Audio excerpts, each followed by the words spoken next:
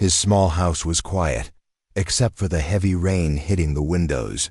Thunder rolled across the dark sky. He checked his phone. Not normal. Daniel lived alone at the edge of town. No one visited him this late. His heart started beating faster. For a moment, he thought maybe he imagined it. Then the doorbell rang, one long ring. He slowly got out of bed. The floor felt cold under his feet. The lights flickered because of the storm. The wind howled outside like something alive. Whose? No answer. He walked toward the front door. Each step felt heavier than the last. He looked through the small glass window beside the door. No one was there, but something was on the ground. A small metal pod. It was about the size of a suitcase. Smooth. Faint blue light glowing from thin lines across its surface. Rain hit it, but the water slid off like it could not touch it. Daniel froze. This was not normal. The pod made a soft humming sound, like it was alive. Cold rain hit his face. The pod was real. On top of it was a small symbol, strange letters, not English. Suddenly, the pod opened. With a soft hiss, Daniel stepped back in fear. A little girl. She looked about 6 or 7 years old. Thin, pale skin with a soft silver glow. Long white hair spread around her small shoulders. Her eyes were closed. Her chest moved slowly, too slowly. She was breathing, but weakly. Daniel stared in. Shock, she did not look fully human. Her ears were slightly pointed. Small blue lines glowed faintly under her skin like tiny rivers of light. Daniel's mind went blank. 30 days? Save her from what? The girl suddenly made a small sound. A soft cry. Very weak. Daniel felt something change inside him. Fear was still there. Confusion too, but stronger than both was something else. She was just a child. He quickly picked her up. Her body felt light. Too light and cold. As soon as he carried her inside, Daniel turned around just in time to see it rise silently into the stormy sky. Then it disappeared. Like it was never there. He stood frozen in his doorway. This was impossible. His phone screen turned off by itself. The air felt strange, heavy. He placed her gently on his couch. Her breathing was uneven, slow. "Hey, it's okay," he whispered, even though he did not know if she could understand. Her eyes suddenly opened. Bright blue. Not normal blue, glowing blue. Daniel gasped. She looked straight at him, not scared, not confused. Just tired. Her lips moved slightly. Safe. The word was soft. Almost silent. Then her eyes closed again. Daniel's hands were shaking. Safe. Was she asking if she was safe? Or telling him she was? Suddenly, his TV turned on by itself. Static filled the screen. Then numbers appeared. 29 hours, 23 minutes, and 59 seconds. 58. The numbers began counting down. Daniel stared at it in horror. A countdown. 30 days. Somewhere far down the road, 2 black SUVs stopped under a streetlight. Their headlights turned off. Inside one vehicle, a man looked at a tablet screen. A blinking red dot marked Daniel's house. "We found the signal," the man said calmly. "Is the child confirmed?" Another voice asked. "Yes." The man looked toward Daniel's house through the rain-covered window. "Team moves at sunrise." Back inside the house, Daniel sat beside the small alien girl. The storm continued outside, but inside, everything felt strangely quiet. He looked at the countdown again. 29 days. 23 hours. 59 minutes. Her breathing became weaker. He did not understand what would happen in 30 days. But one thing was clear. Someone trusted humans to save her, and right now. She only had him. Daniel did not sleep for the rest of the night. The countdown on the TV kept moving. 29 days. 22 hours. Each second felt louder than the storm outside. The alien girl lay on his couch, her small body glowing softly in the dark room. Sometimes the light became brighter. Sometimes it faded. Her breathing was uneven, like her body was fighting something invisible. Daniel sat beside her, watching. At 6:10 a.m., he made a decision. She needed a doctor. He wrapped her gently in a thick blanket and carried her to his car. The streets were still wet from the storm. The sky was gray and heavy. His hands trembled. As he drove toward the city hospital, he did not know how he would explain her, but he could not let her die without trying. Inside the emergency room, everything changed. At first, the nurses thought it was some kind of rare medical condition. A child with strange skin and glowing veins. But when they connected the heart monitor, the machine made a strange sound. Her heartbeat was slow. Too slow, 40 beats per minute. And the rhythm was not human. Doctors gathered quickly. More machines were brought in. Blood samples were taken. But the blood was not red. It was a soft silver color. One doctor stepped back in shock. This is not possible. Daniel stood near the wall, watching silently. Another doctor looked at him seriously. "Sir, this child is not human." "I know," Daniel said quietly. The room became silent. After 2 hours of tests, the head doctor called Daniel into a private room. Her face was pale. "We don't fully understand her biology," she said carefully. "Her cells are breaking down. Slowly, like her body is not built for Earth." Daniel swallowed. "Can you fix it?" The doctor hesitated. "If nothing changes, she may survive around 30 days. Maybe less." Daniel felt the air leave his lungs. 30 days. The same number. It's like her body is running out of energy, the doctor continued. "We can try supportive care. Oxygen, temperature control. But we don't have medicine for." But Earth was killing her. Suddenly, the hospital hallway filled with movement. Men in dark suits entered the building. No hospital. Badges, no smiles. They walked with purpose.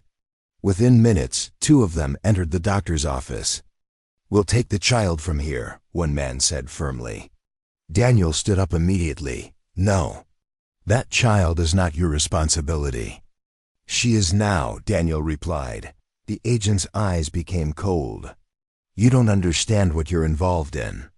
"You don't understand either," Daniel said. "She came to me." The room was tense.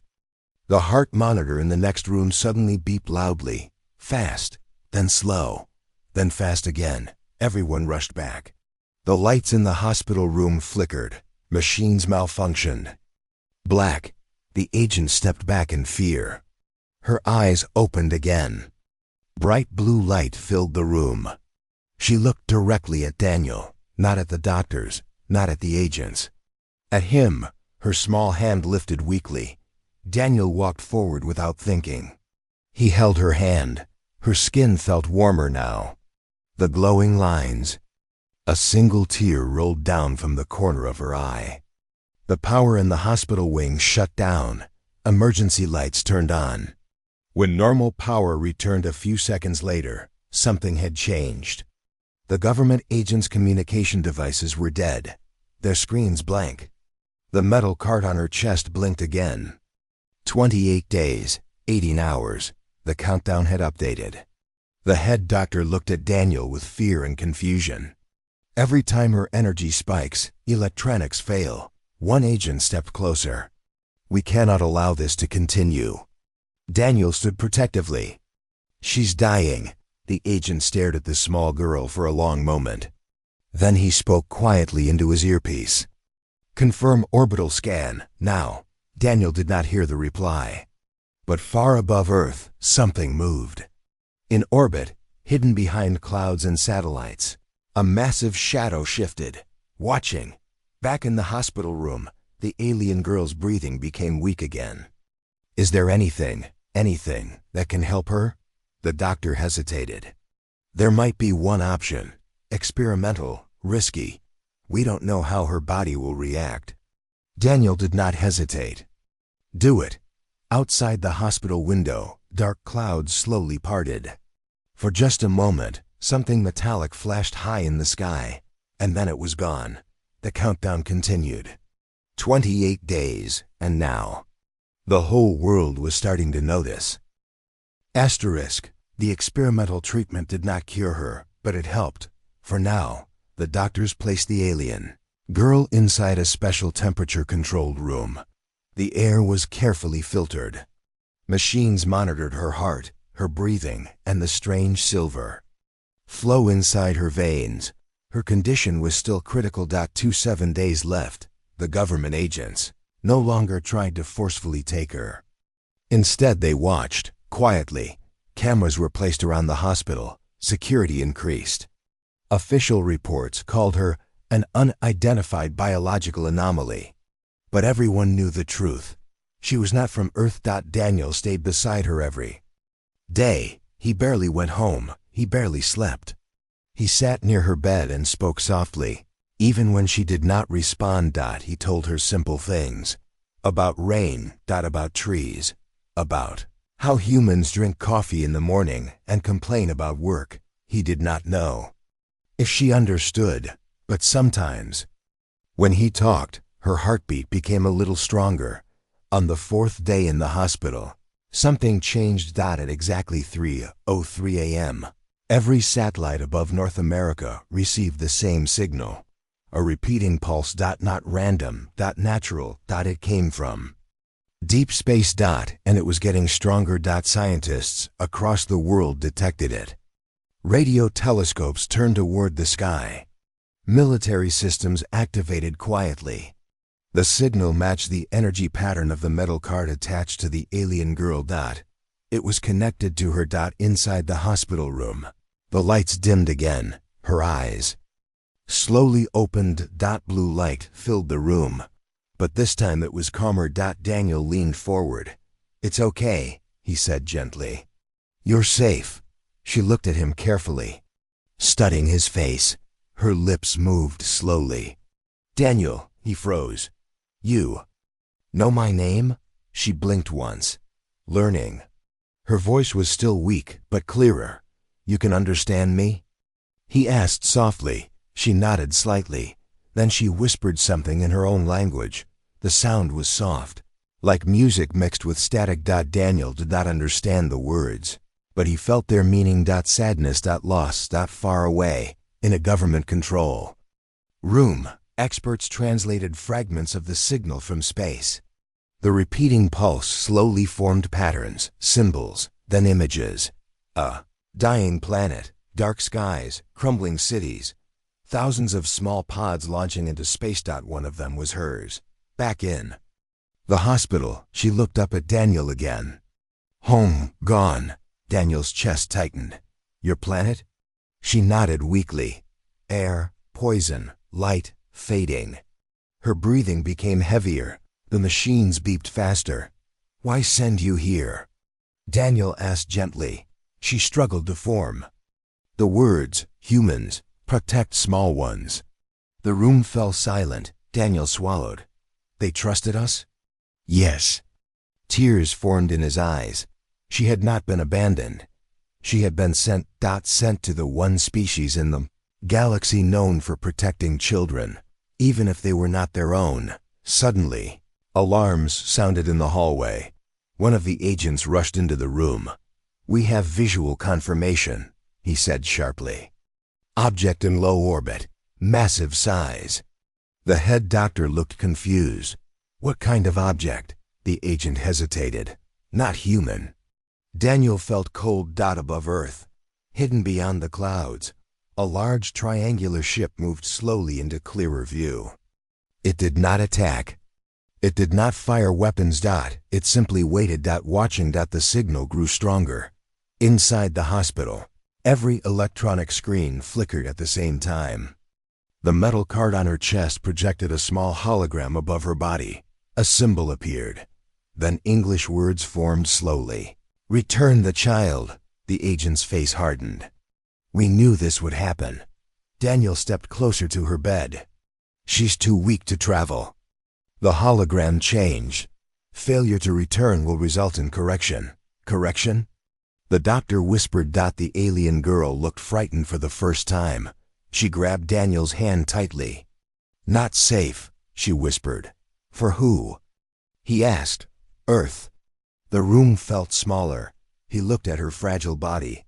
Tubes connected to her arms. Oxygen near her face. A child who could barely breathe. And somewhere above the planet.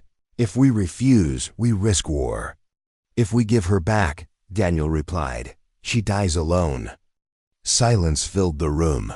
The countdown on the metal card shifted again. 26 days. Time was running out. Outside. News helicopters filled the sky. Social media exploded with rumors. People demanded answers. Some were afraid. Some were angry, but in that hospital room, it was simple. A small alien girl held a human man's hand, and far above Earth, an entire civilization waited for humanity's choice. World found out the next morning. Someone leaked a photo. From inside the hospital.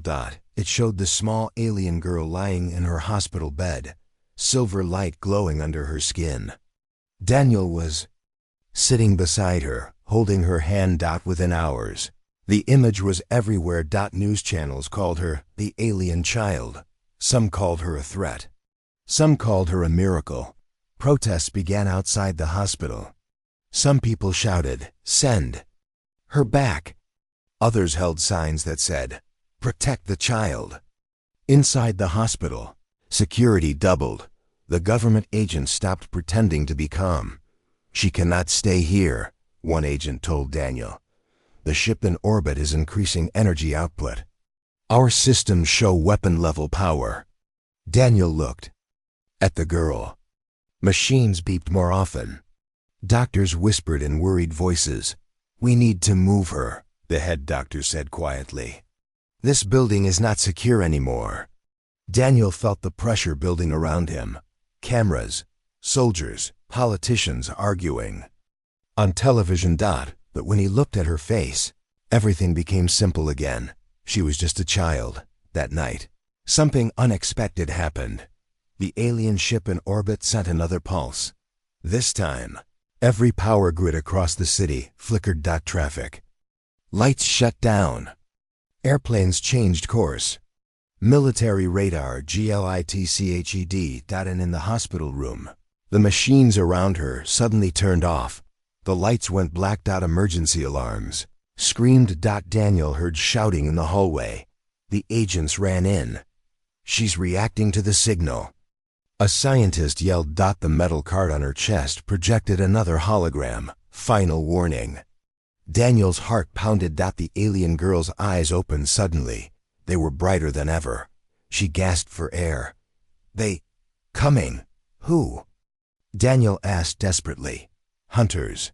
Before anyone could react, loud explosions shook the building. Windows shattered on the lower floors. People screamed. One agent shouted into his radio, "Unknown crafts descending. Multiple targets." Daniel felt the floor tremble. Through the broken window, he saw something in the sky. Smaller ships. Fast. They moved like shadows. "They're sending retrieval units," the agent said. "They're taking her." "No," Daniel said firmly. "Soldiers." Rushed into the room. "We're evacuating the child," one of them said. Daniel stepped in front of the bed. "She's not cargo." The alien girl grabbed his sleeve weakly. "Stay." He looked at her small hand holding onto him. "Decision made. We leave together," he said. The head doctor hesitated. "Where would you even go?" Daniel didn't know, but staying meant surrender. Suddenly, one of the smaller alien crafts fired a beam at the hospital roof. Not a destructive blast, but a cutting beam. The ceiling above the hallway began to melt. They were coming directly for her. The agents realized it too. "Move." "Now," one shouted. In the chaos, Daniel unplugged the machines carefully. The doctor quickly attached a portable oxygen unit. "Her condition is unstable," the doctor warned. "She may not survive stress like this." Daniel nodded. "I know." He lifted her gently into his arms. She was lighter than before. Too light. Her glow flickered like a dying light bulb. The hallway was filled with smoke and people running. Soldiers aimed weapons at the ceiling as metal claws began cutting through from above. Daniel followed the emergency exit signs. An agent ran beside him. "You understand what this means?" The agent said. "If we hide her, we are choosing conflict." Daniel looked down at the girl. She looked up at him weakly. "Not want war," she whispered. "I know," he said softly. They reached the back exit of the hospital. Military vehicles were already there, but above them, one of the alien crafts descended rapidly. Its surface opened like a mechanical flower. Bright blue light gathered. Inside it, a tractor beam. Daniel felt the pull. The oxygen tank slipped slightly. From his grip, the soldiers fired at the craft, but their bullets did nothing. The beam locked onto her. Her body began to rise slightly from his arms. "No!" Daniel shouted. He held her tighter. The pull grew stronger. Wind and dust swirled violently around them. The alien girl's eyes glowed bright blue again.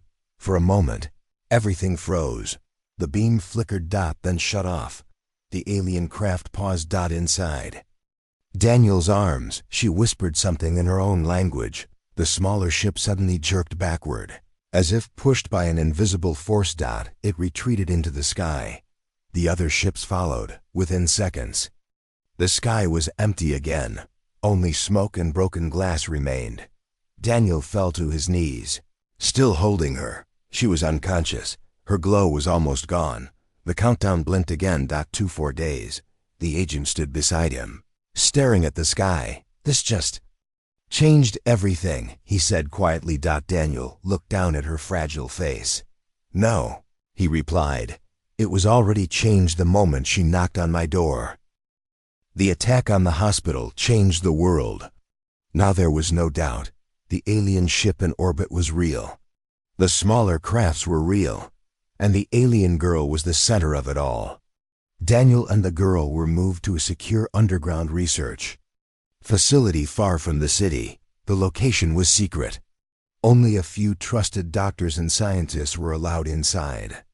Outside, news channels played the hospital footage again and again.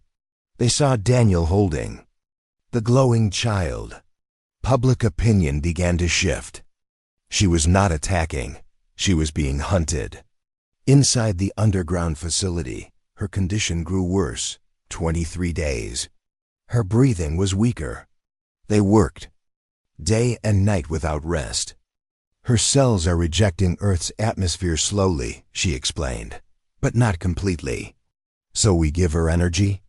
"It's not that simple," she said. "Her biology runs on a different radiation spectrum. A kind of cosmic energy we don't naturally have here." Daniel remembered the moment when the alien craft's beam touched her, and how her glow became stronger for a second. Yes, but that beam was also pulling her away. Silence filled the room. They needed the energy, but without losing her. Meanwhile, the alien ship in orbit sent another message.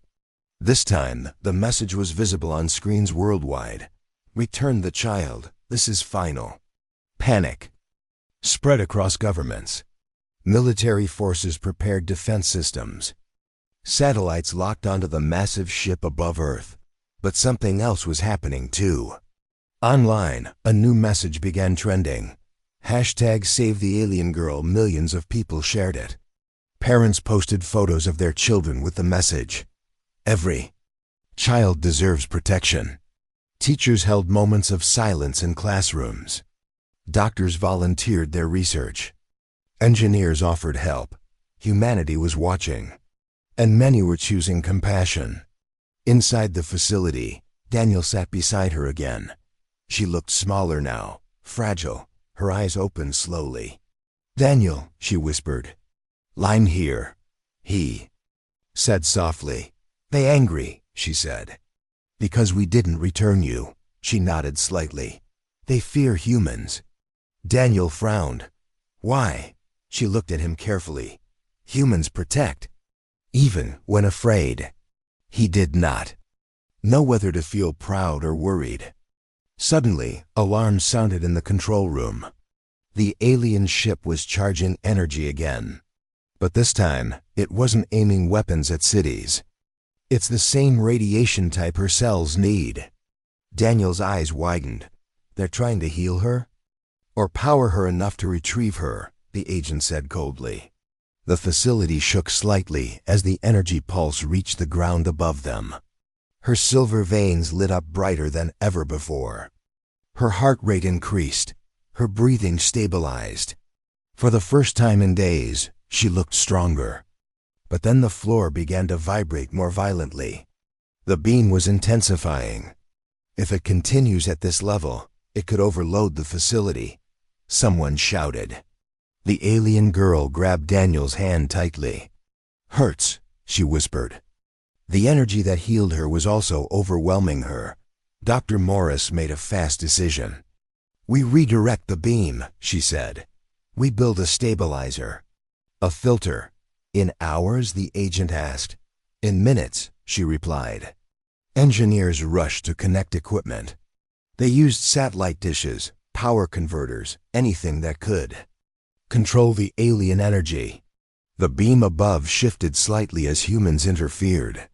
For a moment, it felt like a silent battle between two civilizations, one in space, one underground. Inside the room, her glow softened, stable now. Her breathing became steady, the shaking stopped. The alien beam slowly faded. Across the world, people watched live feeds in silence. The message from orbit changed again. This time it was different. Human intervention detected. A pause. Then, "Why do you protect what is not yours?" No threats. No countdown. Just a question. Daniel looked at the camera broadcasting from the facility. He stepped forward. "It doesn't matter where they come from." Then one final message appeared. "Your answer will determine your fate." Inside the medical room, the alien girl looked at Daniel with weak but peaceful eyes. "They watching," she whispered. The countdown blinked again. 22 days. But for the first time, humanity was not just reacting. Humanity was choosing. The alien ship stayed in orbit. It did not fire. It did not leave. It simply watched. The message still hovered on every major screen across Earth. Your answer will determine your fate. Governments argued behind closed doors. Some leaders demanded the child be returned immediately. Others said surrendering her would prove humanity was weak. Military forces were on full alert. Satellites tracked every movement of the massive ship above the planet. Inside the underground facility, the alien girl's condition became unstable. Again, 21 days. The energy beam from orbit had helped her for a short time, but it was not enough. Her cells were still breaking down. Her body still did not belong to Earth. Dr. Elena Morris looked at the newest test results. "We can stabilize her," she said quietly. "But we cannot fully heal her without a constant energy source." "The ship," the agent said. Double quotes, "Yes," Dr. Morris replied. "But if we allow direct connection, they could pull her back." Daniel stood beside the bed. The girl looked smaller every day. Her glow was faint again. "Daniel," she whispered. "I'm here," he said gently. "If I go, war stops." His heart tightened. "No."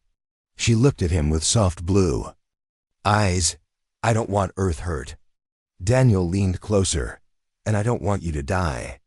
Silence filled the room. Above them, the alien ship began charging energy again. But this time it was stronger than before. Global defense systems detected it instantly. "This is not a small pulse," a military commander announced. "This is weapon level." Cities prepared for impact. People held their breath. Inside the facility, the lights flickered violently. The alien girl's body reacted to the energy before it even reached Earth. Her veins lit up bright silver. Her heart beat. Spike. The machines beeped loudly. She's sinking with the ship. Dr. Morris shouted. Daniel grabbed her hand. The metal card on her chest projected new words. Return the child. Final cycle begins. The countdown on the card changed. Instead of 21 days, it began flashing rapidly. 20, 19, 18. What is happening? Daniel demanded. They're accelerating her life cycle.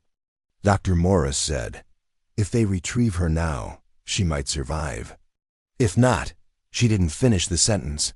The ground above trembled as the alien ship aimed a massive beam toward the atmosphere. Military systems prepared to fire. One mistake could start an interstellar war. Daniel looked around the room. Fear was everywhere, but he remembered what she said. Humans protect small ones, even when afraid. He stepped toward the control console. What if we send them a message? He asked. They're already communicating, the agent replied. No, Daniel said firmly. Not threats, not technology, a choice. He turned toward the global broadcast camera again. Connect me, he said. Within minutes, his face appeared on screens across the world, and likely inside the alien ship itself. He spoke clearly. You believe taking her back will save her. Maybe you're right, but you sent her here because you believed humans protect children. He paused. We are not the strongest species. We are not the most advanced. But we do not trade a child for safety. Behind him, doctors worked desperately. As her condition worsened, her heart rate dropped. The alien beam above Earth grew brighter. If you destroy us because we protected her, Daniel continued, then you were wrong about humanity. Inside the medical room, alarms screamed. Her heart stopped. Flatline. Everything became silent. Dr. Morris began emergency procedures immediately. Clear. Electric shock hit her small body. No response. Outside, the alien ship's energy reached maximum charge. Military commanders prepared to launch missiles. Daniel rushed back to her side. Don't you give up, he whispered desperately. You trusted us. Dr. Morris tried again. Clear. Another shock. Still nothing. Tears filled Daniel's eyes. The alien beam above Earth suddenly paused. As if waiting. Dr. Morris checked the readings one last time. Very faint signal. Again. She shouted, clear. The third shock hit her chest. For one long second, nothing happened. Then a weak heartbeat appeared on the monitor. Deep. Slow. But real. Her veins began glowing softly again. The alien ship's massive beam suddenly shut off. Across the planet, people watched in stunned silence. On every screen, a new message appeared. Human persistence confirmed. The alien girl's eyes slowly opened. She looked at Daniel. Still here, she whispered weakly. He smiled through tears. Always. Above Earth, the massive alien ship slowly powered down its weapons. But it did not leave, not yet, the message. Changed one more time. Evaluation incomplete. The countdown on her chest returned. 20 days. But now, it felt like something bigger had changed. Humanity had made its choice, and the galaxy was watching. The alien ship remained in orbit for 3 more days. It did not attack. It did not leave. It watched. Across Earth, people waited in silence. News channels stayed live day and night. Military forces stayed ready, but no missiles were launched. No new threats were made. Inside the underground facility, the alien girl was alive, but still weak. 19 days. Her heartbeat was steady now, but soft. Her silver veins glowed gently, instead of flashing wildly. The doctor said her body was no longer collapsing as fast as before. Something had changed after her heart restarted. Dr. Elena Morris studied the new readings carefully. It's incredible, she said quietly. Her cells are stabilizing, slowly adapting. To Earth? Daniel asked. Yes, she nodded. It's like her body decided to fight. Daniel looked at the girl. She was awake, watching. Him with calm blue eyes. "Daniel," she said softly. "I'm here. They see," she whispered. "Who?" "My people." Above the planet, inside the massive alien ship, leaders observed everything. They studied human broadcasts. They watched the hospital attack footage. They analyzed Daniel's speech. They reviewed the moment humans chose to risk war rather than surrender a dying child. To them, Earth was supposed to be simple, primitive, easy to control. But what they saw confused them. Millions of humans supporting a being that was not their own. Doctors working without sleep. Engineers building machines just to give her one more breath. Parents holding their children tighter because of her. The alien leaders debated. Humans are dangerous, one said. They resist even when afraid. Another responded. They protect even when survival is uncertain. Back on Earth, the final message came. Every screen across the world lit up at the same time. This time, there was no threat. People stopped breathing. Inside the facility, Daniel held her hand. The message continued. "You were tested." Daniel's eyes narrowed. "Tested? Our species faced extinction. Before trusting another civilization with our last children, we required proof." The room fell silent. Dr. Morris whispered, "They wanted to see what we would choose." The message continued. "You chose protection over safety, compassion over fear, sacrifice over surrender." Above Earth, the massive ship began to move, but not into attack position. It rotated slowly, exposing a glowing core beneath it. Energy built up, but it felt different this time, calm, focused, inside the medical room. The alien girl's metal card floated slightly above her chest. It projected a beam upward, connecting to the ship in orbit. Daniel stepped back, worried. But she squeezed his hand gently. "Okay," she whispered. The beam from the ship descended carefully through the atmosphere, directly toward thee. It passed through the ground harmlessly and surrounded her body in soft silver light. Her veins glowed brighter than ever before, but steady. Her heartbeat grew stronger, faster, healthy. The machines began showing numbers the doctors had never seen before. "She's healing," Dr. Morris said in disbelief. The beam lasted only a few minutes. Then it faded. The alien ship powered down completely. The final message appeared. "She will live." Tears filled Daniel's eyes. The message continued. "Humanity has proven worthy of alliance." Around the world, people cheered. Some cried. Some simply sat in silence, trying to understand what had just happened. Above Earth, the massive alien ship slowly began to ascend higher into space. Not retreating in anger, leaving in peace. Before disappearing completely, one final transmission came. "You are not the strongest species. You are not the most advanced." The ship vanished into deep space. Inside the quiet room, the alien girl slowly sat up for the first time. Her skin looked healthier. Her glow was warm and soft. Her breathing was normal. She looked at Daniel with clear, bright blue eyes. "Safe," she said again. Daniel smiled gently. "Yes," he whispered, "you are." She studied his face carefully. Then she said a new word. "Father." He froze for a second. Then he placed his hand softly on her head. Outside the facility, the world was already changing.